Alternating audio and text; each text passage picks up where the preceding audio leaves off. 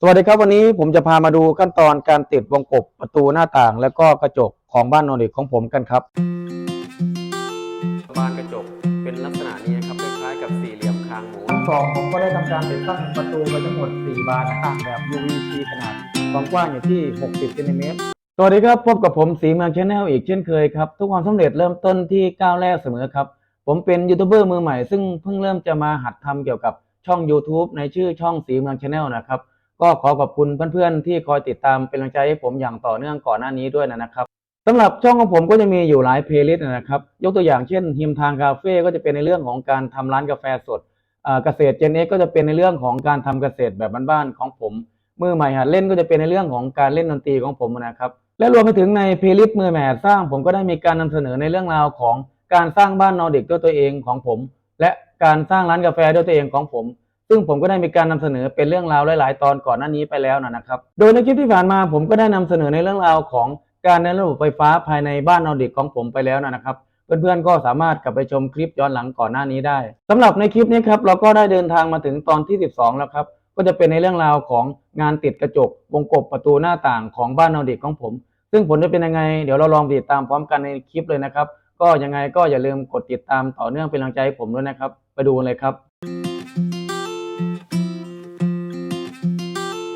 วันนี้ผมพามาดูการออกแบบโครงสร้างของบานกระจกของบ้านสไตล์นอร์ดิกของผมครับซึ่งก็จะอยู่บริเวณชั้น2ของตัวบ้านถ้ามองจากด้านหน้าก็จะอยู่ฝั่งซ้ายมือนะครับซึ่งก็ต้องบอกว่าในส่วนของบานกระจกเนี่ยก็เป็นส่วนหนึ่งที่มีความสำคัญของบ้านทรงสไตล์นอร์ดิกที่จะต้องขาดไม่ได้นะครับซึ่งผมเองก็ได้มีการออกแบบดังนี้ครับระยะเสาตรงนี้ครับจากพื้นชั้น2จนถึงอกไก่ตรงนี้ครับก็มีระยะอยู่ที่4 เมตรนะครับในส่วนของฝั่งนี้ครับจากพื้นจนถึงจุดนี้ก็มีระยะอยู่ที่ 1.5 เมตรนะครับแล้วก็จะเป็นสามเหลี่ยมไปจนถึงอกไก่ตรงนี้นะครับในส่วนของระยะความกว้างครับจากตรงนี้จนถึงจุดนี้ครับผมก็ออกแบบไว้อยู่ที่3 เมตรก็ต้องมีการทำโครงของกระจกครับผมก็ออกแบบให้มี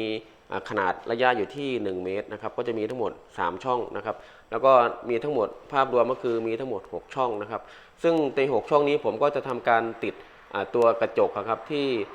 ขนาดความหนาอยู่ที่5 มิลลิเมตรนะครับเป็นสีขาวเขียวนะครับผมพามาดูบ้านสไตล์นอร์ดิกของผมที่ได้มีการติดตั้งกระจกเสร็จไปเรียบร้อยแล้วนะครับซึ่งในส่วนของกระจกก็ติดตรงจุดนี้ครับอยู่ชั้นบนอยู่ฝั่งซ้ายมือตรงนี้นะครับก็เดี๋ยวเราเข้าไปดูด้านในด้วยกันครับเมื่อเข้ามาด้านในครับก็จะเห็นรูปทรงของตัวบานกระจกเป็นลักษณะนี้ครับคล้ายๆกับสี่เหลี่ยมคางหมูนะครับซึ่งอย่างที่ผมเคยอธิบายไปในตอนต้นนะครับว่าขนาดระยะความกว้างจากจุดนี้ถึงจุดนี้ครับมีระยะอยู่ที่3 เมตรผมก็เลยมีการออกแบบให้มีการทำโครงกระจกเนี่ยทั้งหมด3 ช่องตั้งนะครับเพื่อที่ให้ได้ระยะตรงนี้1 เมตรนะครับถ้ารวมทั้งหมดก็จะมีทั้งหมด6 ช่องนะครับในส่วนของตัวบานกระจกที่ใช้นะครับผมก็จะใช้กระจกที่มีความหนาอยู่ที่5 มิลลิเมตรนะครับแล้วก็เป็นสีขาวเขียวนะครับก็มีการติดตั้งเสร็จไปเรียบร้อยแล้วในทางนี้นะครับในส่วนของผลลัพธ์ที่ได้นะครับถ้าเราดูในเรื่องของวิวเนี่ยก็จะเห็นว่าโอเคอยู่นะครับเพราะว่าสามารถที่จะมองเห็นบรรยากาศภายนอกได้ค่อนข้างที่จะดีเลยทีเดียวนะครับแต่ในส่วนของความร้อนเนี่ยเดี๋ยวเรามาดูกันอีกทีนึงนะครับสำหรับในเรื่องของกระจกเนี่ยถือว่าเป็นองค์ประกอบสำคัญของบ้านทรงสไตล์นอร์ดิกเลยนะครับก็ถ้าเกิดเพื่อนๆมีการทำบ้านทรงสไตล์นี้เหมือนผมก็ลองพิจารณาตรงจุดนี้เพิ่มเติมดูด้วยนะครับ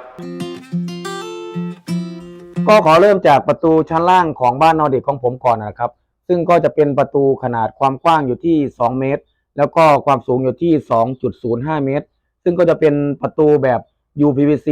สำเร็จรูปที่ผมซื้อมาจากทางไทยวัสดุครับก็จะมีลักษณะเป็นประตูกระจก2 บานแล้วก็มีมุ้งลวดด้วยซึ่งผมคิดว่า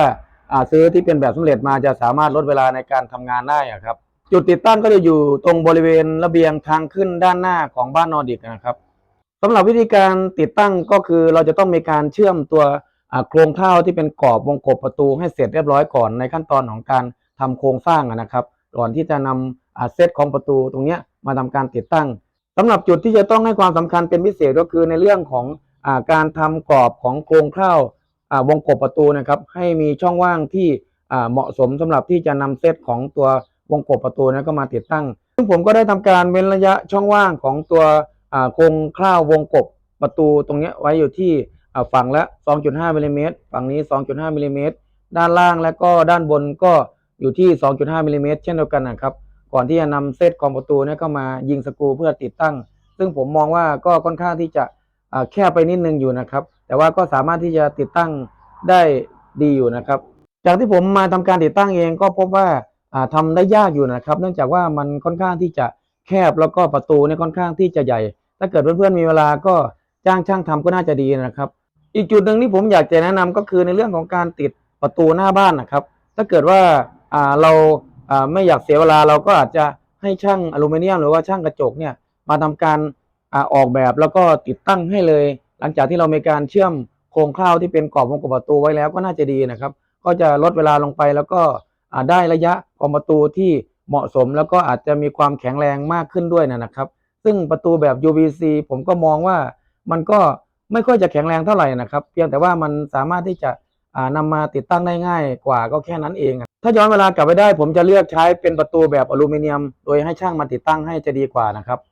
การเปิดประตูเข้ามาก็จะเป็นลักษณะแบบนี้นะครับภายในตัวบ้านชั้นล่างผมก็ได้มีการติดตั้งประตูอีก2บานนะครับก็คือจะเป็นประตูของห้องนอน1แล้วก็ประตูของห้องเก็บของสำหรับประตูของห้องนอน1ผมจะเลือกใช้เป็นประตูแบบ UVC ขนาดความกว้างอยู่ที่80เซนติเมตรความสูงอยู่ที่2เมตรเป็นแบบสีขาวนะครับแล้วก็ประตูห้องเก็บของผมก็จะใช้ประตู UVC ขนาดความกว้างอยู่ที่70เซนติเมตรความสูงอยู่ที่2เมตรเป็นสีขาวเช่นเดียวกันซึ่งผมก็ซื้อมาทั้งเซตจากทางไทยพัสดุมาติดตั้งนะครับ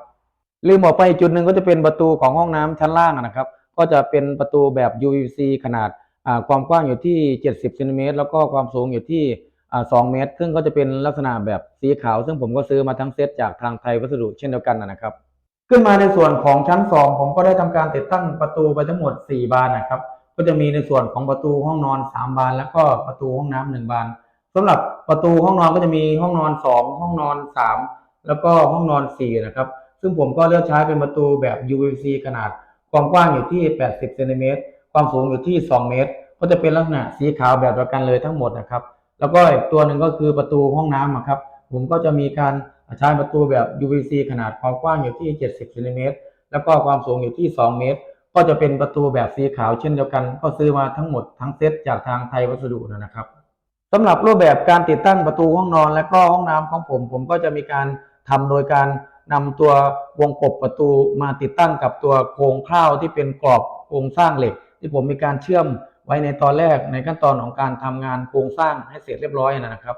โดยในขั้นตอนของการเชื่อมโครงข้าวเพื่อที่จะรองรับกับตัวกรอบวงกบประตูผมก็จะเว้นช่องว่างให้มีระยะความห่างตรงนี้อยู่ที่ 2.5 มิลลิเมตรฝั่งนี้ 2.5 มิลลิเมตรฝั่งด้านบนก็ 2.5 มิลลิเมตรเช่นเดียวกันนะครับเพื่อที่จะสามารถรองรับการติดตั้งวงกบประตูได้ง่ายขึ้นส่วนการติดตั้งเนี่ยผมก็ได้ทำการจ้างช่างมาทำการติดตั้งให้นะครับเนื่องจากว่าผมไม่ค่อยจะเชี่ยวชาญในเรื่องของการติดตั้งวงกบประตูเท่าไหร่นักสำหรับขั้นตอนการติดตั้งที่ผมมาดูกับทางช่างครับในขั้นตอนแรกเขาก็จะมีการติดตัวกรอบวงกบเข้าไปก่อนครับโดยจะมีการยึดในส่วนของฝั่งที่เป็นบานพับก่อนโดยการยิงสกรูเข้าไปให้ได้ระดับแล้วก็ใช้ตัวลูกดิ่งในการที่จะเช็คระดับนะครับแล้วก็ค่อยมายิงสกรูฝั่งที่เป็นด้านของลูกบิดนะครับแล้วก็ค่อยมีการประกอบบานพับแล้วก็นำประตูเข้าไปติดแล้วก็ประกอบในจุดของที่เป็นจุดลูกบิดนะครับจุดที่เป็นปัญหาในการติดตั้งวงกบประตูของผมก็คงจะเป็นในเรื่องของการเชื่อมตัวโครงข้าวที่เผื่อช่องว่างนี้เนี่ยไม่ดีนะครับซึ่งก็จะเห็นว่าในบางจุดนะครับก็จะมีช่องว่างเกิดขึ้นเยอะเนื่องจากว่ามีการเผื่อระยะที่มากเกินไปนะครับก็เลยจำเป็นต้องมีการมาทำการยิงซิลิโคนปิดหลังจากที่มีการติดประตูไปนะครับซึ่งจากที่ผมมาดูในเรื่องของการติดประตูกับทางช่างเนี่ยก็พบว่ามันก็มีความยุ่งยากอยู่นะครับซึ่งถ้าเกิดเพื่อนๆไม่มีความเชี่ยวชาญเนี่ยผมแนะนำว่าจ้างช่างก็น่าจะดีนะครับก็เสร็จไปเรียบร้อยแล้วนะครับสำหรับการติดตั้งวงกบประตูชั้นล่างแล้วก็ชั้น2ของบ้านนอร์ดิกของผมในครั้งนี้สำหรับการติดตั้งวงกบหน้าต่างของบ้านนอร์ดิกของผมก็จะเหมือนกันเลยกับการติดตั้งวงกบประตูที่อธิบายไปนะครับก็คือจะเป็นลักษณะของการซื้อตัววงกบหน้าต่างแบบสำเร็จรูปมาเลยมาทำการติดกับตัวโครงข้าวที่เป็นขอบเหล็กที่ผมมีการเชื่อมไว้ในขั้นตอนของการทำงานโครงสร้างนะครับสำหรับการติดวงกบหน้าต่างของบ้านนอร์ดิกชั้นล่างของผมก็จะมีการติดไปทั้งหมด4ตัวนะครับก็ ก็จะมีในจุดของบันไดตรงนี้1ตัวตรงห้องนอน1-2ตัวแล้วก็ในส่วนของห้องครัว1ตัวตามนี้นะครับโดยหน้าต่างที่ผมเลือกใช้ในครั้งนี้ผมก็จะเลือกใช้เป็นหน้าต่างแบบ UVC ขนาดความกว้างอยู่ที่60เซนติเมตรความสูงอยู่ที่110เซนติเมตรก็จะเป็นบานกระจกแล้วก็มีมุ้งลวดด้วยก็จะเป็นบานหน้าต่างแบบที่จะเลื่อนเข้าเลื่อนออกได้นะครับสำหรับการติดตั้งวงกบหน้าต่างผมก็ทำด้วยตัวเองนะครับซึ่งก็สามารถทำได้ง่ายๆโดยขั้นตอนแรกก็คือนำตัวกรอบวงกบของหน้าต่างเนี่ยเข้ามาวางบนตัวช่องโครงข้าวเหล็กที่เรามีการเชื่อมไว้ในตอนแรกเลยนะครับแล้วก็นำตัวระดับน้ำเนี่ยมาทำการเช็คระดับให้ได้ระนาบทั้งหมดแล้วก็ค่อยมีการเจาะสว่านตามรูของตัววงกบแล้วก็ยิงสกรูยึดให้แน่นและขั้นตอนสุดท้ายก็จะเป็นการเก็บรายละเอียดโดยการยิงซิลิโคนปิดตามรอยขอบของวงกบทั้งด้านในและก็ด้านนอกไม่ให้เกิดช่องว่างนะครับจุดที่ต้องระวังในเรื่องของการติดตั้งวงกบหน้าต่างก็คือจะเป็นในส่วนของการทำโครงข้าวที่เป็นกรอบวงกบในตอนแรกนะครับเราจะต้องมีการเชื่อมให้ได้ระยะความเผื่อที่เหมาะสมซึ่งก็เหมือนเดิมครับผมก็มีการกำหนดให้มีระยะความห่างของกรอบตรงนี้ครับอยู่ที่ 2.5 มิลลิเมตรฝั่งนี้ 2.5 มิลลิเมตรด้านล่างแล้วก็ด้านบนก็อยู่ที่ 2.5 มิลลิเมตรเช่นเดียวกันนะครับเพื่อที่จะนำตัววงกบหน้าต่างเนี่ยมาติดตั้งได้ง่ายแล้วก็ไม่เกิดช่องว่างที่มากเกินไปแต่ถึงกระนั้นผมก็ยังพบปัญหาอยู่ครับว่าหลังจากที่นำวงกบหน้าต่างมาติดตั้งตรงขอบเหล็กแล้วเนี่ยก็จะมีช่องว่างที่เกิดขึ้นตรงขอบเนี่ยเยอะซึ่งก็เนื่องมาจากผมมีการวัดระยะที่คลาดเคลื่อนในขั้นตอนของการทำงานโครงสร้างนะครับแต่ก็แก้ไขโดยการนำซิลิโคนเนี่ยมายิงปิดให้หมดโดยรอบนะครับเพื่อความสวยงามขึ้นมาในส่วนของชั้น2ผมก็ได้ทำการติดตั้งวงกบหน้าต่างไปทั้งหมด6ช่องนะครับก็จะมีในส่วนของห้องนอน2มี2ช่องนะครับห้องนอน3ก็จะมีทั้งหมด2ช่องครับแล้วก็มีในส่วนของห้องนอน4ซึ่งเป็นห้องนอนใหญ่นะครับก็จะมีทั้งหมด2ช่องตามนี้นะครับซึ่งก็จะใช้วงกบหน้าต่างเหมือนกันเลยกับตัวที่ใช้ในส่วนของห้องชั้นล่างนะครับสำหรับวิธีการติดตั้งวงกบหน้าต่างของชั้น2ก็จะเหมือนกันเลยกับการติดตั้งวงกบหน้าต่างของชั้นล่างนะครับซึ่งก็จะมีในเรื่องของปัญหาอุปสรรคที่เหมือนกันนะครับก็คือในเรื่องของการเว้นระยะความเผื่อของตัวกรอบโครงเหล็กที่เป็นวงกบหน้าต่างเนี่ยที่มากเกินไปนะครับก็เลยจำเป็นต้องมีการมายิงซิลิโคนปิดลักษณะเดียวกันนะครับตรงจุดนี้ก็จะเป็นช่องแสงตรงบันไดทางขึ้นนะครับซึ่งผมก็เลือกใช้ช่องแสงขนาดความกว้างอยู่ที่40เซนติเมตรแล้วก็ความสูงอยู่ที่1เมตรนะครับมาติดตั้งสำหรับการติดตั้งหน้าต่างของห้องน้ำชั้นล่างและก็ห้องน้ำชั้น2ของบ้านเราเด็กของผมก็จะเลือกใช้หน้าต่างแบบ UVC ขนาดความกว้างอยู่ที่80เซนติเมตรแล้วก็ความสูงอยู่ที่50เซนติเมตรเป็นแบบบานกระจกสไลด์2บานแล้วก็มีมุ้งลวดด้วยลักษณะแบบนี้นะครับก็เสร็จไปเรียบร้อยแล้วนะครับสำหรับการติดตั้งวงกบประตูหน้าต่างของบ้านนอนเด็กของผมซึ่งผมก็ได้เลือกใช้วงกบประตูหน้าต่างแบบ UVC ซึ่งเป็นของยี่ห้อ Framex ซึ่งก็ได้ซื้อมาจากทางห้างไทยวัสดุในการทำบ้านนอนเด็กของผมในครั้งนี้นะครับสำหรับปัญหาเรื่องสักในขั้นตอนของงานกระจกวงกบประตูหน้าต่างก็จะมีดังต่อไปนี้นะครับข้อ1ครับผมพบว่าหลังจากที่ผมมีการนำวงกบประตูหน้าต่างแบบสำเร็จรูปมาติดตั้งกับตัวกรอบโครงเหล็กที่ผมมีการเชื่อมไว้ในขั้นตอนของการทำงานโครงสร้างนะครับมันมีช่องว่างเกิดขึ้นเยอะก็เนื่องจากว่าผมมีการวัดระยะของตัวกรอบประตูแล้วก็หน้าต่างเนี่ยค่อนข้างที่จะเผื่อระยะมากเกินไปนะครับทำให้เกิดช่องว่างเยอะซึ่งก็ส่งผลให้ผมจำเป็นจะต้องมีการนำซิลิโคนเนี่ยมาทำการยิงปิดให้เยอะนะครับซึ่งก็ดูแล้วก็ไม่ค่อยจะสวยงามและก็เนียนตาเท่าไหร่เลยนะครับก็ต้องฝากเพื่อนๆครับในเรื่องของการวัดระยะตัวโครงเหล็กที่จะทำเป็นกรอบของวงกบประตูหน้าต่างแบบสำเร็จรูปที่จะมาติดตั้งเนี่ยจะต้องมีการวัดระยะให้ถี่ถ้วนแล้วก็เผื่อระยะให้พอดีด้วยนะครับแล้วก็2ครับผมพบปัญหาเกี่ยวกับเรื่องน้ำฝนที่รั่วเข้ามาในตัวบ้านผ่านมาทางช่องวงกบหน้าต่างนะครับอีกปัญหาหนึ่งในเรื่องของการทำบ้านสไตล์นอร์ดิกของผมนั่นก็คือปัญหาเรื่องฝนสาดลงมาแล้วทำให้เกิดน้ำรั่วเข้ามาด้านในบ้านนะครับและนี่ก็คือรอยน้ำที่มันรั่วมาจากข้างนอกครับเข้ามาในตัวบ้านของผมซึ่งก็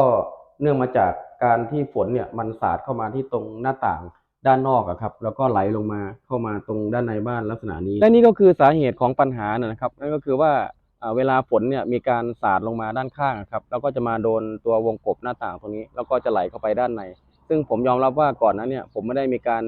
ยิงซิลิโคนอุดไว้นะครับทำให้เวลาฝนตกเนี่ยน้ำมันก็เลยสามารถที่จะไหลเข้าไปด้านในได้ฝั่งด้านหลังและก็ด้านข้างฝั่งนี้ก็เช่นเดียวกันนะครับผมก็ได้ทำการ ยิงซิลิโคนปิดตัวขอบของหน้าต่างไปทั้งหมดเรียบร้อยแล้วนะครับเพื่อป้องกันปัญหาน้ำไหลเข้าไปด้านในสำหรับในเรื่องของการทำบ้านสไตล์นอร์ดิกที่จะต้องมีการใช้แผ่นตัวมิทัลชีทไซดิ้งด้านข้างมาปิดผนังด้านนอกนะครับซึ่งมันจะต้องมีการครอบตัวขอบของวงกบหน้าต่างนะครับตรงนี้ผมมองว่ามันก็ค่อนข้างที่จะเป็นปัญหาอยู่ครับเพราะว่าเราจะต้องดูในเรื่องของตัวแกปที่เกิดขึ้นให้ดีนะครับแล้วก็ต้องทำการอุดซิลิโคนเนี่ยให้หน้าหนาด้วยครับเพื่อป้องกันน้ำที่จะไหลเข้าไปซึ่งตรงจุดเนี้ยก็เป็นสิ่งที่เพื่อนๆลองนำไปพิจารณาดูครับว่าจะลองหาวิธีการยังไงที่จะแก้ปัญหาในเรื่องของลักษณะมีดูนะครับเป็นยังไงบ้างครับสำหรับการสร้างบ้านนอร์ดิกด้วยตัวเองของผมในขั้นตอนของงานติดกระจกวงกบประตูหน้าต่างก็ต้องบอกเพื่อนครับว่าก็ไม่ใช่งานที่ง่ายเลยใช่ไหมล่ะครับสำหรับขั้นตอนวิธีการทำรวมไปถึงปัญหาอุปสรรคที่เกิดขึ้นผมก็ได้มีการนำเสนอในคลิปไปแล้วนะครับก็ต้องขอบคุณสำหรับการติดตามรับชมรับฟังคลิปนี้ตั้งแต่ต้นจนจบนะครับเจอกันในคลิปต่อไปก็จะเป็นในเรื่องราวของการทำห้องน้ำแล้วก็สุขภัณฑ์นะครับยังไงก็อย่าลืมฝากกดติดตามต่อเนื่องเป็นกำลังใจให้ผมด้วยนะครับสำหรับคลิปนี้ต้องขอตัวลาไปก่อนเจอกันในคลิปต่อไปนะครับทุกความสำเร็จเริ่มต้นที่ก้าวแรกเสมอครับขอบคุณครับ